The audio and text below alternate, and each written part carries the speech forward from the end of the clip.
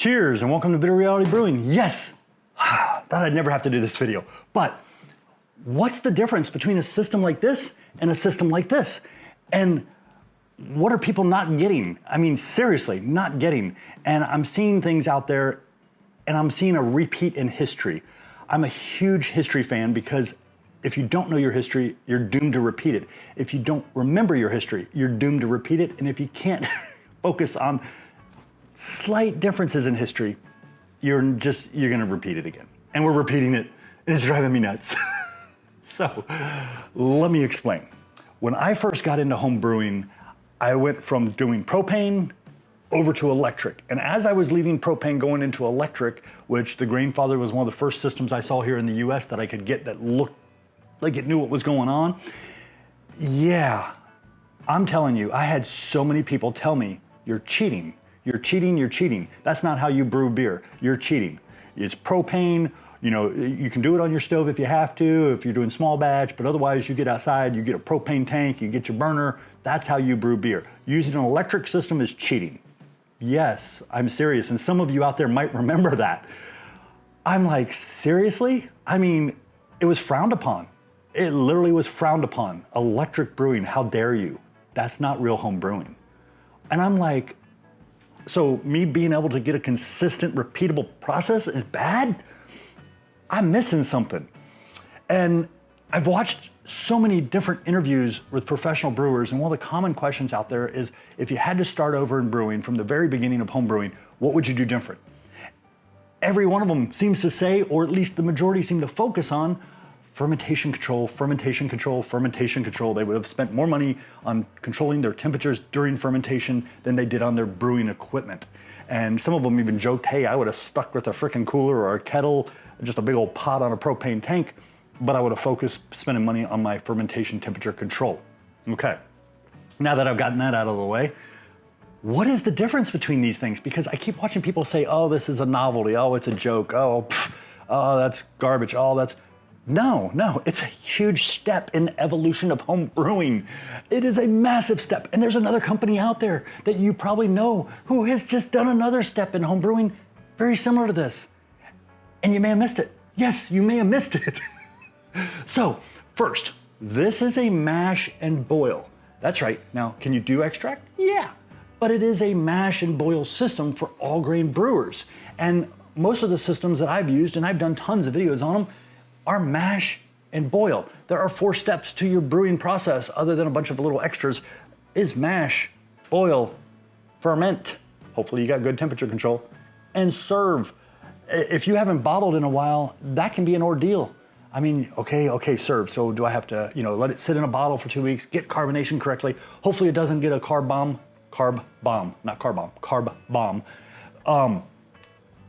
What do I need to do? When do I need to cold crush it? Oh no, they're starting to explode. Let me see if I can put them in my fridge and chill them down. Oh no, I pop it and I got, yes, I've done this one, stout hitting my ceiling. Okay, it can be a huge ordeal. I hear people all the time with kegging. I had this problem when I first started. It's not carbonating. Oh, it's over carbonating. How do I get it to carb just properly? How do I do this? Okay, this helps control the temperature instead of you sitting there playing with the propane, okay? Very effective. This, and I'm gonna mention the newer system that just came out from another company, this does the same thing for fermentation and serving. It does not mash and boil, it ferments and serves. Those are the 4 steps. This one does 2 of them, this one does 2. This is a system that can easily do 6 gallons. This system only does 1 gallon total. That's with your extract or whatever you're putting in there, total 1 gallon. So this is a ferment and serve, which means you don't have to worry about your temperatures because you can set it, it'll control it. You don't have to worry so much on the serving because, hey, set and forget.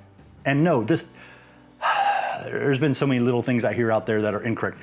This comes through a little silicone tube in here that's food grade. It doesn't hit this plastic piece. The plastic piece is just there to look pretty because you don't want a tube hanging out there, that would look weird. So, who just came out with another ferment and serve?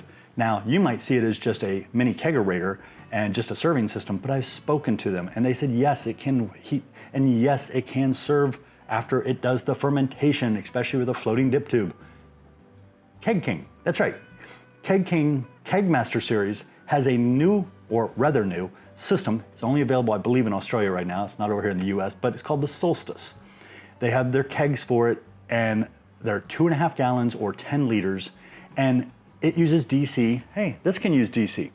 So yeah, you could put it out at your barbecue, not have electricity, and run something from your car, and you could use the Kegmaster Solstice just like you could do on this.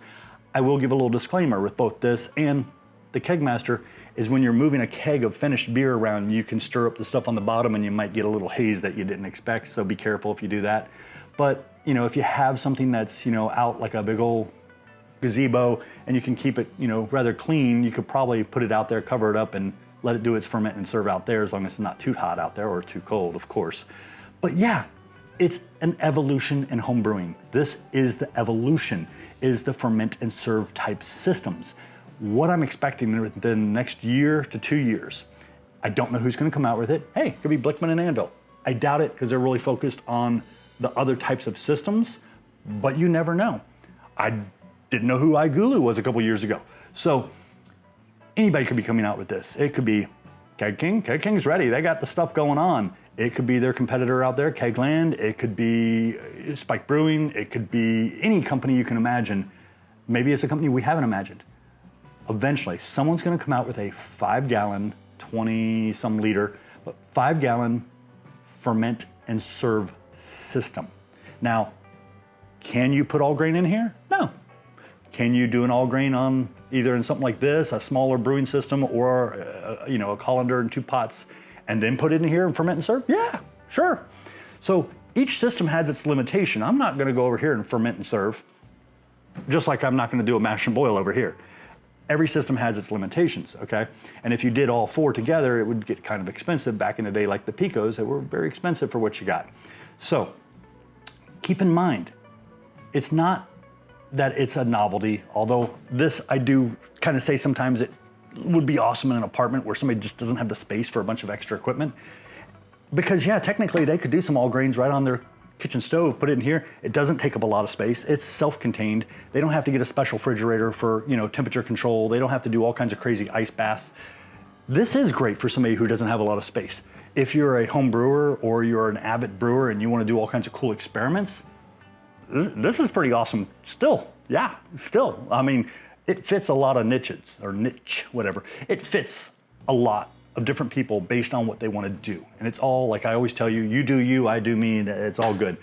And no, I didn't mean it that way. But it's an evolution in home brewing, and that's my point, is keep watching. We're gonna keep brewing on mash and boil systems. We're gonna keep doing ferment and serves, and we're gonna keep evolving, because that's what home brewing, that's why I love home brewing. I'm constantly learning. There's constantly new toys coming out. And yes, they're all toys to some degree. You know, that whole famous saying back, I think it was in the late 80s, early 90s, the one to die with the most toys wins.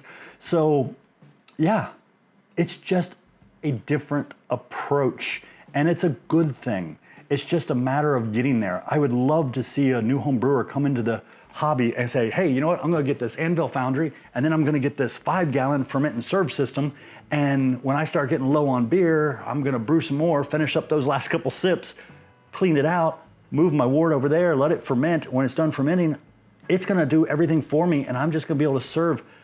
That would fit so many home brewers, and especially people new to home brewing that don't wanna figure out the process. That could take anywhere from months to years to getting good beer because they don't want to understand that temperature control is everything. Yeah, they would be having great beer from the beginning. And there would be more people who stay in home brewing because they would realize that they can brew great beer, and they can brew the beer they want to drink that may not be available at the local store, or has gone up to $20 a 4-pack, you know what I'm saying? Or higher, maybe $25 a 4-pack. They can brew it for a lot less. But yeah, that's what this video is all about. It's not cheating to have a system that does ferment and serve. And if you're in Australia, you're lucky. You can get up to 2.5 gallons. So maybe you could buy 2 of them and split batch and pitch 2 different yeasts and, you know, have 2 totally different beers almost. Technically it would be. But yeah, it's an evolution in home brewing. The iGulu is just one of those many evolutions that we have not seen before, and now we're seeing it. And you know, change is inevitable. And I know a lot of people say they love change, but the majority really do not. They're very defiant in change, but keep in mind, I used to be told I was cheating, and I know there's people out there that were told the same thing. It's not cheating. It's just an evolution in home brewing. So enjoy, cheers, and like I said, you do you, I do me. We have fun. We'll keep learning. Cheers.